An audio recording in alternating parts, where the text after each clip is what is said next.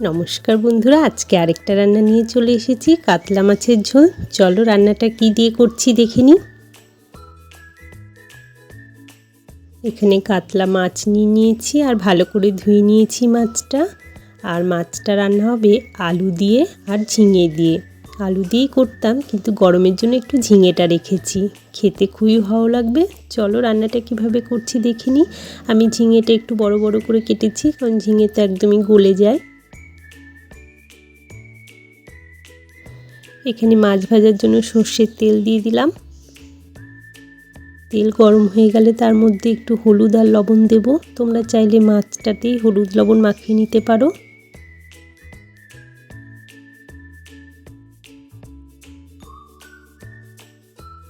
এবার আমি মাছগুলো ভেজে নেব।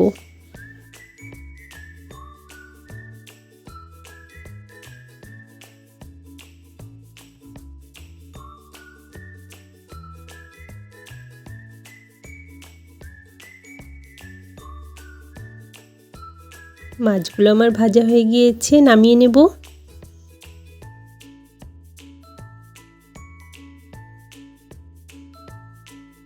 সামান্য একটু সর্ষের তেল দিলাম। এবার এর মধ্যে আমি জিরে ফোড়ন দিলাম। এবার আলুগুলো দিয়ে দিলাম। আলুগুলো 1 থেকে 2 মিনিটের মতন ভাজবো।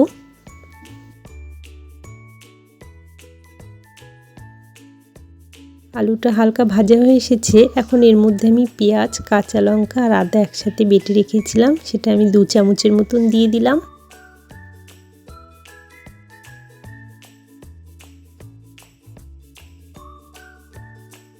মশলাটা কষাতে কষাতে এখানে আমি হলুদ আর লবণটা দিয়ে দেব।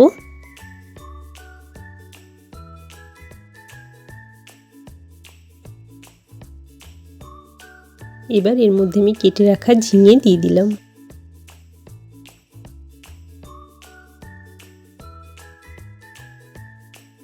একটা টমেটো ডুমো করে কেটে রেখেছিলাম, সেটা দিয়ে দিলাম।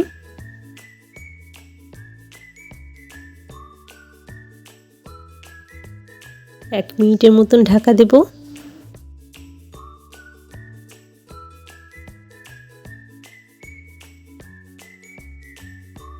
দেখো ঝিঙে থেকে জল বেরিয়েছে আর ঝিঙেটা অনেকটাই গলে গিয়েছে।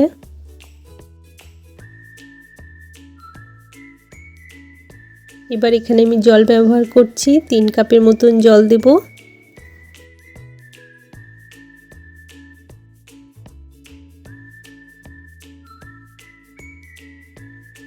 ঝোলটা একটু ভালো করে নেড়ে দেব।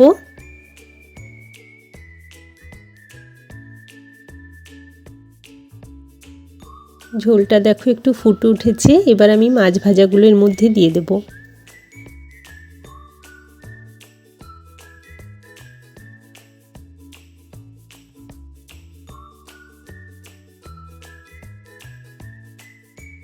দুই থেকে 3 মিনিট ঢাকা দেব।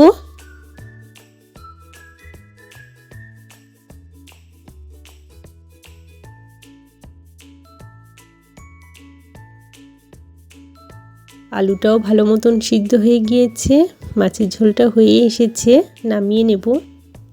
ঠিক আছে বন্ধুরা, রান্নাটা যদি তোমাদের ভালো লেগে থাকে তাহলে প্লিজ একটা লাইক করে দিও। আর যারা নতুন দেখছো তারা অবশ্যই সাবস্ক্রাইব করো পরের ভিডিওগুলো দেখার জন্য। আজকে তাহলে ভিডিওটা এখানেই শেষ করলাম, আবার দেখা হবে অন্য কোনো ভিডিওতে। বাই।